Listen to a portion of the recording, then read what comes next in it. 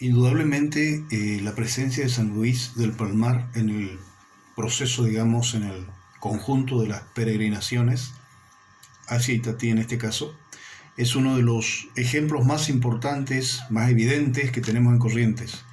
Y se me preguntaba a mí particularmente qué recuerdos tenía. Yo, en principio, debo remontarme al libro que escribí en el año 1990, para lo cual ese libro se llama Nuestra Señora de Itatí, Coronación y Cruzada, y es un libro que estuvo pensado, ya no existe más, obviamente, ese libro porque se ha agotado, pero se lo pensó precisamente para conmemorar los 90 años de la coronación pontificia de Nuestra Señora de Itatí y por sobre todo conmemorar los 90 años de la peregrinación de San Luis del Palmar, que es de las más importantes y tradicionales que tiene la provincia de Corrientes, y no solo la provincia, diríamos la región y hasta el país.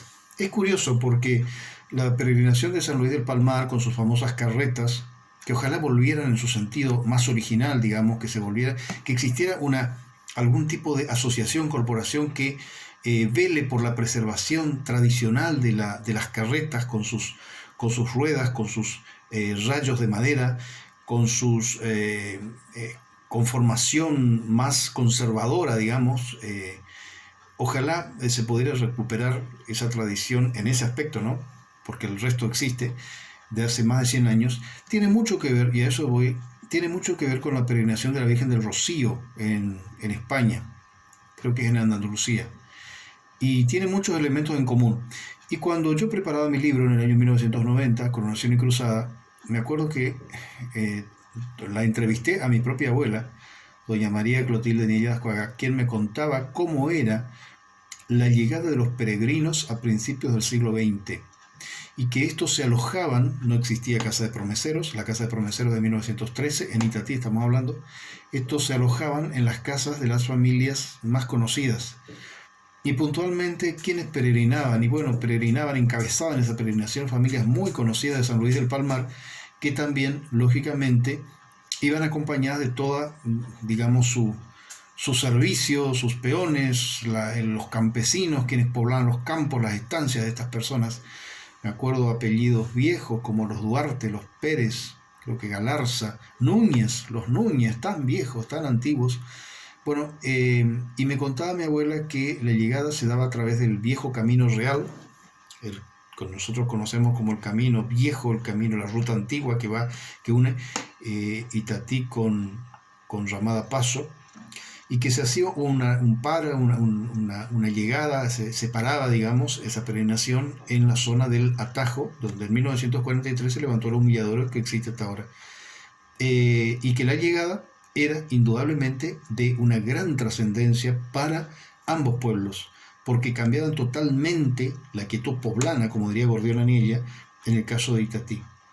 Yo recuerdo ya, esto me contaba mi abuela, lo mismo me decía que la partida es como una peregrinación tradicional que llega, al día siguiente descansa, el tercer día llegamos, digamos, es el día de la fiesta, que coincide con el 16 de julio, y el 17 retornan, de la misma forma que habían venido antes, de la misma forma, con sus caballadas, que yo a veces digo, así habrán sido nuestros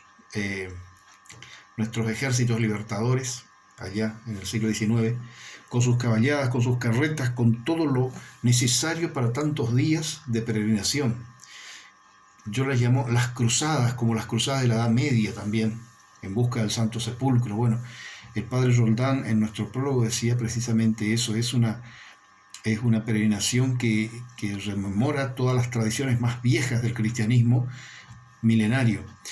Y el retorno era el 17. Me acuerdo que mi abuela me contaba particularmente esta situación de cómo era la despedida. Y que todo esto es acompañado, llegada y despedida, por repique de campanas. Nuestras campanas, que a veces están tan silenciosas ahora porque, digamos, pareciera ser que no hay quien las toque o quien las tenga lo suficiente paciencia para hacerlas sonar. Las campanas son realmente conmovedoras en las iglesias, en las torres de nuestras iglesias. Y eso era muy importante. Y ya yendo al presente, en aquel momento mío, me acuerdo, yo tengo una serie de fotografías de cuando yo era chico e íbamos a esperar a la zona del Atajo y a contar las cantidades de carretas que llegaban. Por supuesto, cada vez era más apoteótico, por eso decimos la entrada triunfal de San Luis del Palmar del 14 de julio, el día en que se conmemora, curiosamente, la Revolución Francesa que derrocó a sus descendientes y que es el Día Nacional de Francia. Luis IX, rey de Francia, entra triunfalmente, en este caso a Itatí, portado por sus peregrinos en medio de una gran algarabía.